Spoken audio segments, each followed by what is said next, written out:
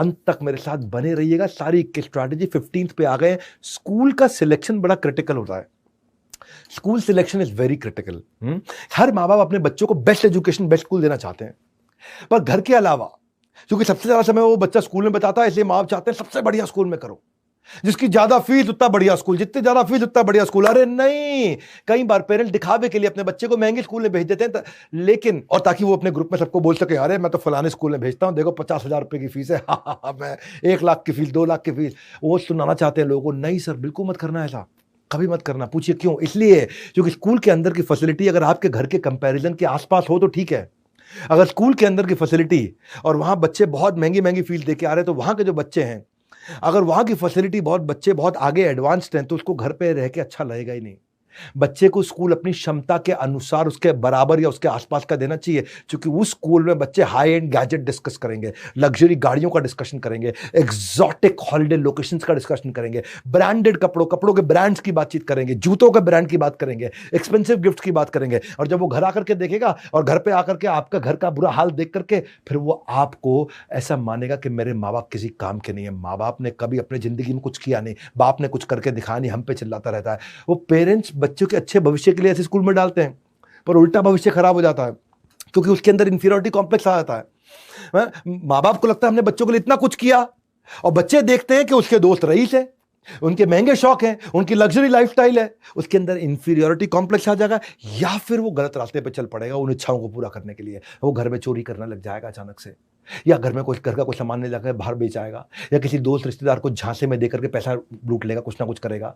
या तो वो इंफीरियरिटी कॉम्प्लेक्स में दब जाएगा, या फिर वो कोई गलत काम करेगा, वो सफेद झूठ बोलना शुरू कर देगा, फैमिली फंक्शन में जाने से कतराएगा, आपके साथ उठेगा बैठेगा नहीं, आपको गरीब समझने लग जाएगा। हाँ, आपको ऐसे समझेगा जब तुम्हारी औकात नहीं तो मुझे स्कूल में डाला क्यों, महंगे स्कूल में डालने से फिर।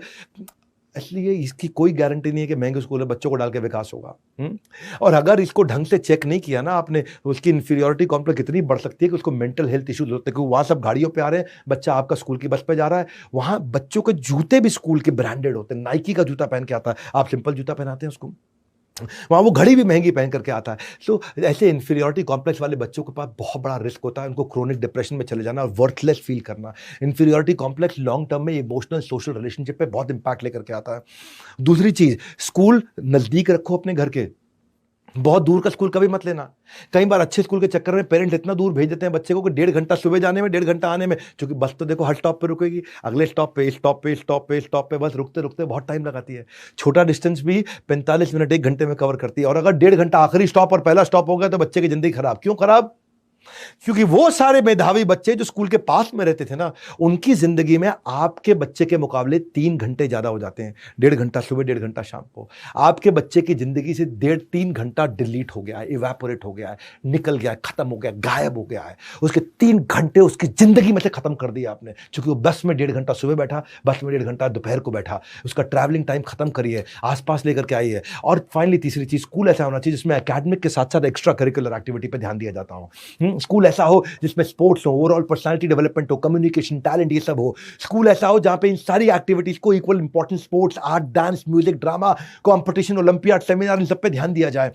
मैं इसीलिए सारी एडटेक कंपनी केवल एग्जाम पे ध्यान दे रही थी। मैं केवल बड़ा बिजनेस जूनियर है, किसी एडटेक कंपनी है जो एग्जाम के बाद भी है। आज हम अफोर्डेबल है, अवेलेबल है, एक्सेसिबल है, डंके की चोट पे बोलते हैं। 7,999 में जो हमने लॉन्च प्राइस दिया, किसी में हिम्मत नहीं है, क्योंकि पड़े हो किस चक्कर में, कोई नहीं है टक्कर में। हम इतना अफोर्डेबल लेकर के आए, इतना अवेलेबल लेकर के आए हैं। हम Tier 3, Tier 4 सब हिंदी भाषा में, और इसीलिए हम multiple device, multiple operating system का लॉग इन, एंड्रॉइड पे भी है, मोबाइल पे भी है, टैबलेट पे भी है, विंडो पे भी है, लैपटॉप पे भी है, डेस्कटॉप पे कमिंग सून, आपके लिए गेम चेंज कर दिया। और सुनो मेरी बात, सुनो सुनो सुनो सुनो भैया, एक बात और, कॉपी पेन लेकर के बैठिए, अंत तक लिख लेना एक एक बात। यही होगा, यही रहेगा आपके जिंदगी भर आपके साथ। 16वीं स्ट्रैटेजी, पेट्रोल की गाड़ी में डीजल नहीं डालते। क्या बोला स्ट्रैटेजी, कमाल की। सबको पता है पेट्रोल की गाड़ी में डीजल नहीं डालते, फिर अपने बच्चे के साथ गलत क्यों कर रहे हो आप? बच्चा अगर पेट्रोल की गाड़ी है तो उसमें डीजल क्यों डाल रहे हो? इंजन सीज हो जाएगा। जैसा बच्चा उसको वैसा एक्सेप्ट करो। हाँ, कोई बच्चे इंट्रोवर्ट है, कुछ एक्सट्रोवर्ट है, कुछ शाय है, कुछ टॉकेटिव है। कैसे किया जाए? इंट्रोवर्ट बच्चे को पहले खिलौने के साथ बात करना सिखाया जाता है, उसको पिच द पिक्चर सिखाया जाता है, उसको कहानी बोलना सिखाया जाता है। देखो, बच्चे 3 प्रकार के होते हैं। पहले आप समझते हैं, एक होता है विजुअल लर्नर्स, को बोलते हैं वैक, विजुअल, ऑडिटरी, काइनेस्थेटिक। हर बच्चा अलग है, ए सुनो, बहुत काम का टॉपिक बता रहा हूं, मेरे को बहुत बाद में पता चला था अपने बारे में। पूरे स्कूल टाइम पे मुझको नहीं पता चला था कि मैं विजुअल लर्नर नहीं हूं, मैं ऑडिटरी और काइनेस्थेटिक लर्नर हूं। मुझे खुद अपने बारे में बाद में पता चला था। आज पता चल रहा है कि आपका बच्चा विजुअल लर्नर है कि ऑडिटरी है कि काइनेस्थेटिक है। क्या फर्क है? सुनो, विजुअल लर्नर वो होता है जो पढ़ के सीखता है, देख के सीखता है, पढ़ के सीखता है, देख के सीखता है। उसको पढ़ना अच्छा लगता है, वो घंटों बैठ के किताब में पढ़ सकता है, वो ग्राफ पढ़ेगा, चार्ट पढ़ेगा, डायग्राम पढ़ेगा, प्रोजेक्ट फाइल, उसको कलर्स अच्छे लगते हैं, वो ड्राइंग कर सकता है, वो प्लानिंग कर सकता है, ऑर्गेनाइज्ड होता है, वो स्क्रिबलिंग करता रहता है, वो लिखता रहता है, उसको हैंडराइटिंग भी उसकी सुंदर होती है, उसकी स्पेलिंग मिस्टेक कभी नहीं करता, उसकी मेमोरी अच्छी होती है।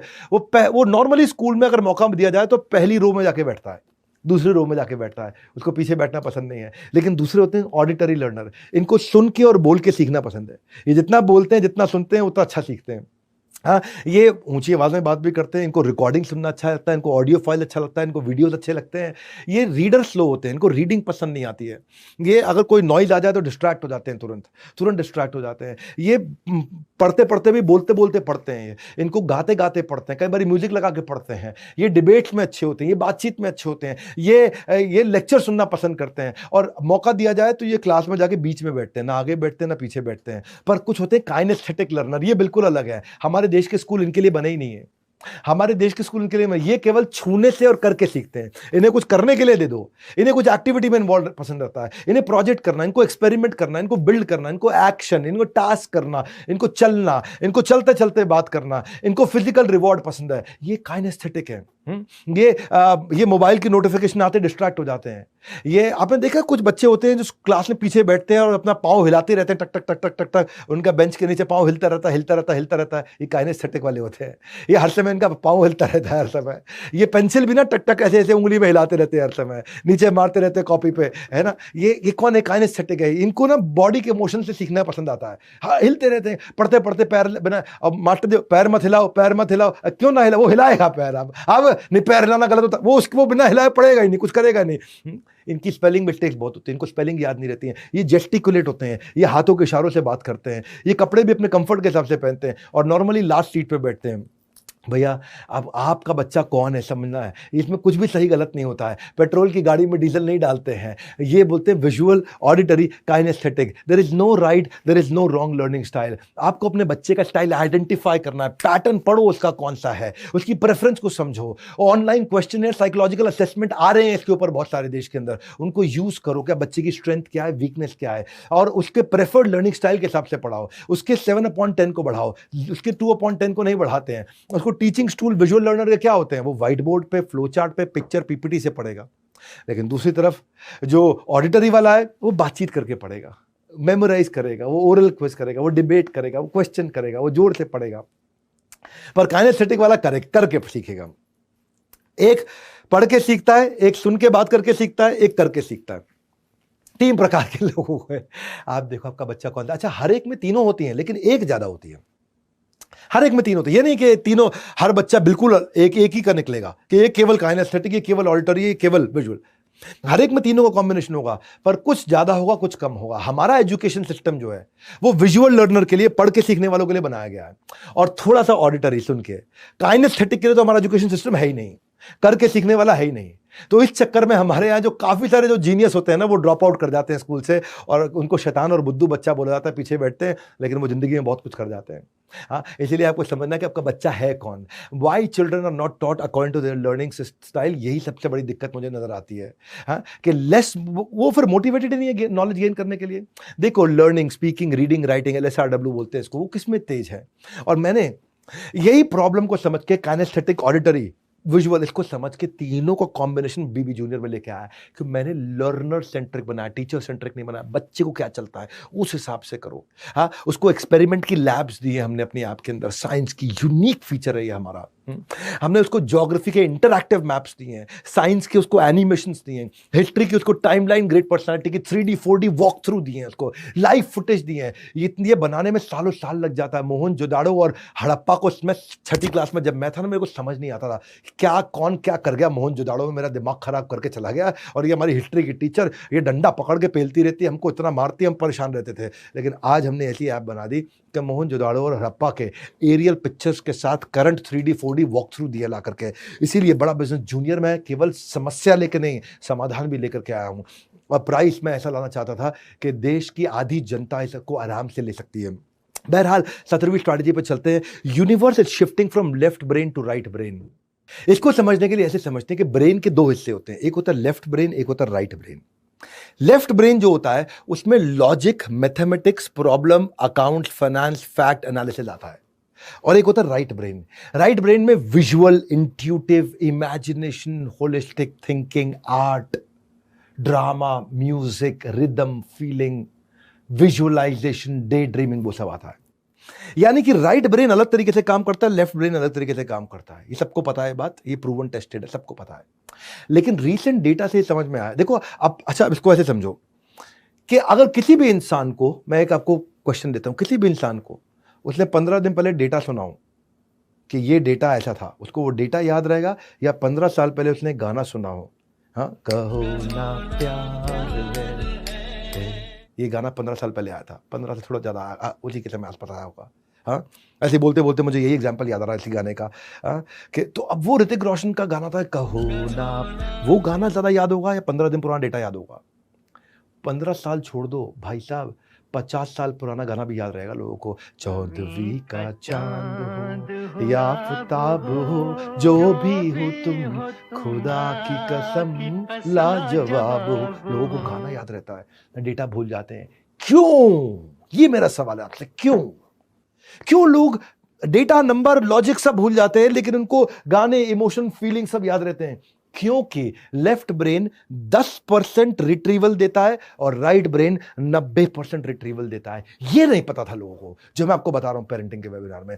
लेफ्ट ब्रेन से केवल 10% इंफॉर्मेशन वापस निकाली जा सकती है, राइट ब्रेन से 90% निकाली जा सकती है। Left brain analytical, logical, detail, fact, number, mathematics, accounts, finance, physics, chemistry का होता है, और right brain emotions, feeling, free thinking, creativity, intuitivity का होता है। अब ट्रेडिशनल टीचिंग जो है वो रट्टा मारने की है। अब लेफ्ट ब्रेन से कुछ याद नहीं रहता तो रट्टा मरवाया जाता है, कॉपी कराया जाता है। अब स्टडी के पैटर्न्स बदल गए, स्टडी के पैटर्न विजुअल हो गए, इंटरैक्टिव हो गए, सबको समझ में आ गया। ये जो 90% वाला ब्रेन है ना, इसका इस्तेमाल करो। अब मैं आपको बताता हूं गेम कहां चेंज होता है।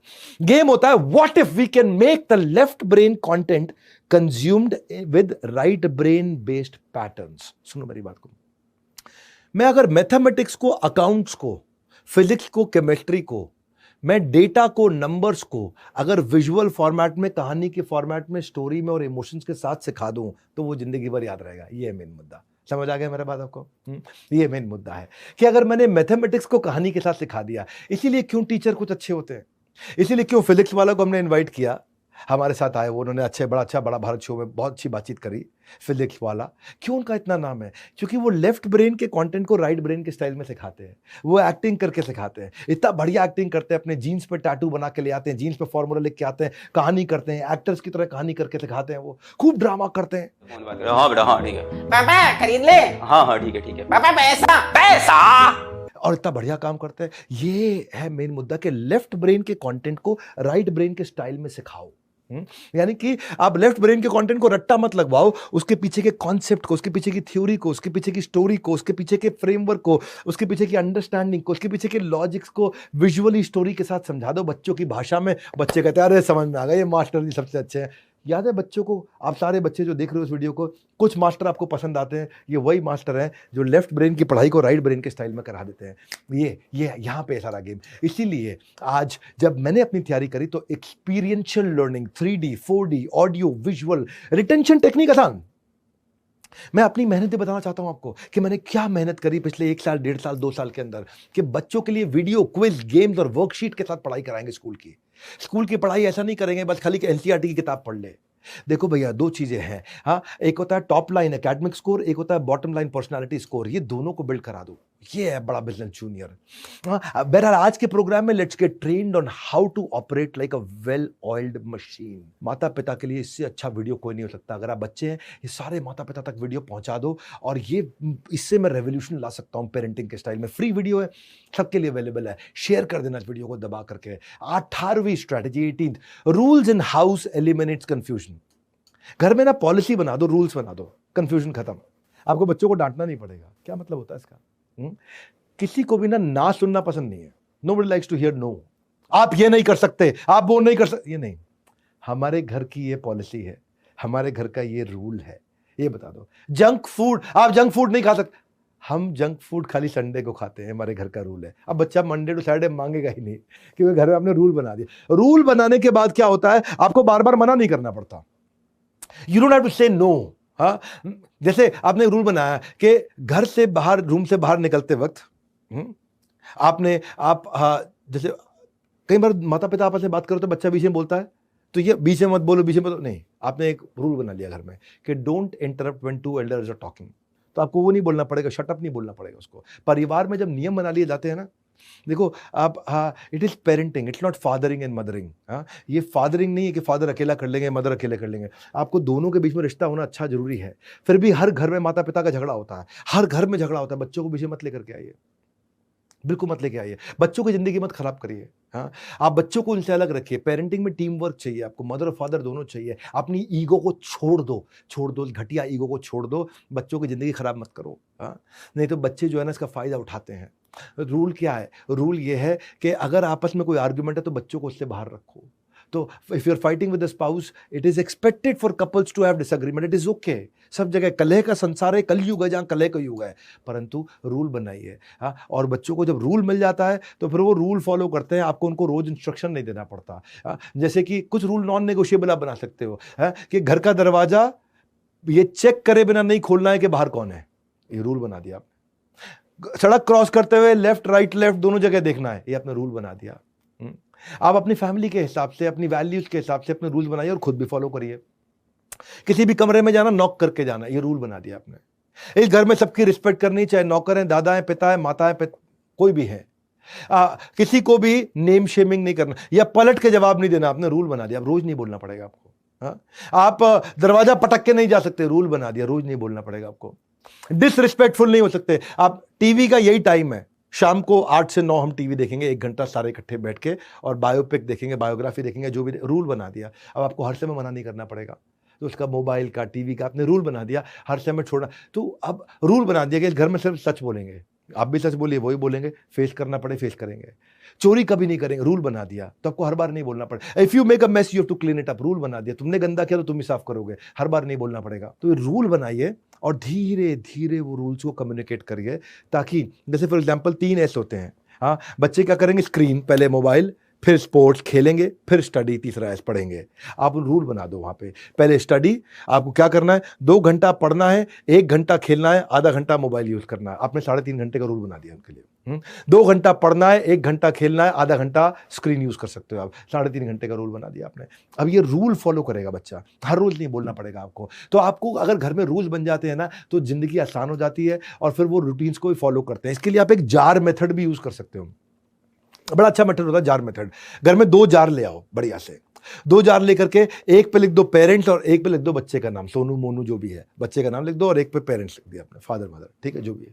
और बच्चे को कह दो अगर आपने रूल फॉलो किया तो उसमें 10 रुपए जाएगा, रूल टूटा तो उसमें से निकल के माता पिता के जार में चला जाएगा। हाँ, अगर इफ किड बिहेव इनअप्रोप्रिएटली, उसमें से 10 रुपए निकलेगा और वो आ जाएगा जो है पापा के जार में। और अगर बच्चे ने अच्छे से बिहेव किया, रूल फॉलो किया, तो पापा के जार से 10 रुपए निकल के सोनू मोनू के जार में आ जाएगा। है, तो एंड ऑफ द वीक, 1 हफ्ते के बाद उसको कुछ पैसे इकट्ठे हो जाएंगे, जिसको वो खर्च कर सकता है आपकी संरक्षण में, आपकी गाइडेंस के अंदर, वो आराम से खर्च कर सकता है। तो उसके पास एक मोटिवेशन भी रहता है। हाउस के रूल्स कॉम्प्लिकेटेड मत रखिएगा कभी भी, इजी रूल्स बनाइएगा। और इजी रूल्स बनाएंगे तो आप उनको ट्रैक कर पाएंगे और प्रैक्टिस करा पाएंगे। मैंने सोचा कि बच्चे को मैं अगर बड़ा बिजनेस जूनियर दूंगा तो मैंने कैसे काम कर सकता हूँ, मैं कैसे रूल्स बनाऊँ, रूल्स माता पिता चेक कर पाएंगे बच्चा पढ़ रहा है कि नहीं पढ़ रहा है।